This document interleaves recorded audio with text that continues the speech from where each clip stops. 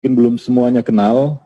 Nama saya Yudi Zulfahri, saya lahir di Banda Aceh, 18 Maret tahun 1983. Ya, dulu saya ini awalnya saya ini seorang alumni IPDN.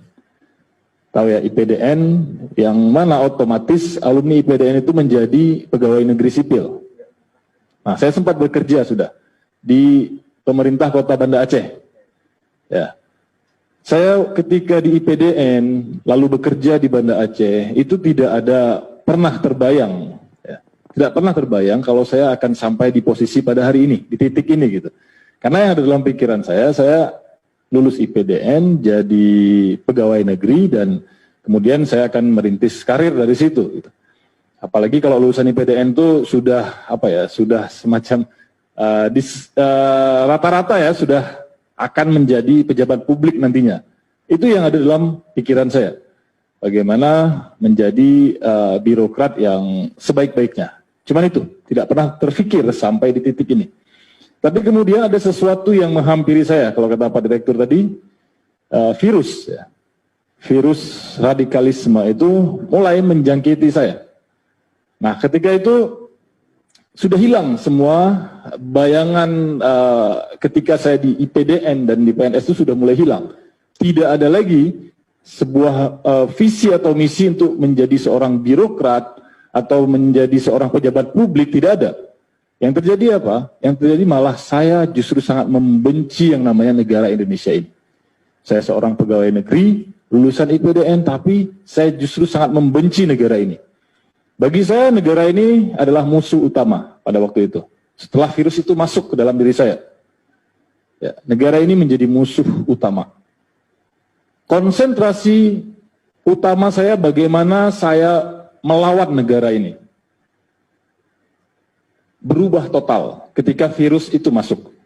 Virus radikalisme, terorisme itu masuk. Berubah total. Saya masih bekerja pada waktu itu di PNS, tapi yang saya lakukan justru persiapan untuk bagaimana saya bisa melawan negara, bukan mengabdi kepada rakyat atau menjadi abdi negara. Persiapan melakukan pelatihan militer dan membentuk daerah basis militer pada waktu itu bersama rekan-rekan dari JI dan sebagainya. Sampai terjadi kasus pelatihan militer di Aceh. Itu bukan cuma sekedar pelatihan, tapi program pembentukan daerah basis militer. Jadi semua kelompok-kelompok yang pernah terlibat terorisme itu berkumpul ingin menjadikan Aceh pada waktu itu sebagai daerah basis militer. Jadi mau merubah pola pada waktu itu. Dari pengeboman kepada perang gerilya. Mau kembali lagi ke asalnya dulu. Nah, di situ yang ada di pikiran saya, bagaimana saya bisa melakukan perlawanan yang pada waktu itu dalam pemahaman saya adalah jihad fisabilillah. Dan saya bisa mati di situ. Tidak pernah juga terpikir sampai ke titik yang sekarang ini, nulis buku dan sebagainya. Yang ada dalam pikiran saya pada waktu itu, bagaimana saya bisa membuktikan keimanan dengan melawan negara, lalu saya mati di situ, dan saya mendapatkan syahid. Nah, itu. Jadi, sebatas itu. Dan ketika saya memutuskan ikut itu, cuma ada dua pilihan memang dalam pikiran saya. Kalau saya tidak mati, berarti saya tertangkap. Nah, qadarullah ternyata, Allah menakdirkan saya tertangkap waktu itu. Setelah tertangkap, saya juga masih sangat membenci negara ini. Dalam pikiran saya, banyak sejarah kisah-kisah yang saya temukan di luar negeri gitu ya, yang tertangkap, tapi kemudian jadi semakin matang dalam gerakan ini gitu. Saya ingin menikmati itu, oke, saya mungkin ditangkap supaya saya lebih matang dalam gerakan ini. Belum ada pikiran saya untuk bagaimana saya keluar dari situ, belum ada. Saya menganggap tertangkapnya pertama itu adalah proses pematangan diri saya dalam gerakan ini. Nanti saya mungkin divonis berapa tahun setelah itu saya keluar, saya akan jadi lebih matang dan semakin berperan dalam gerakan ini. Tapi ternyata Allah menghadirkan lain. Allah pertemukan saya dengan yang namanya Ali Imron. Ya, saya panggil beliau Ustaz Ali Imron, pelaku bom Bali. Beliau ternyata berhasil membuka pikiran saya. Ketika saya di dalam, beliau ngobrol dengan saya. Waktu itu Densus mempertemukan saya dengan Ali Imron.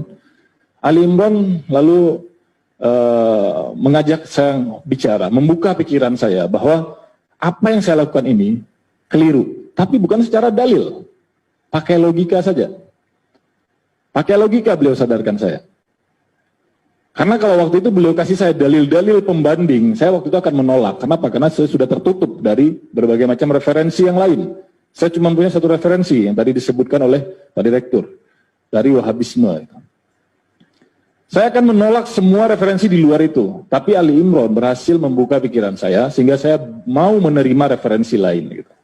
Nah, kemudian mulai ketika saya terbuka pikirannya, saya mulai mencari referensi-referensi lain, mulai semakin hilang itu virus-virus itu.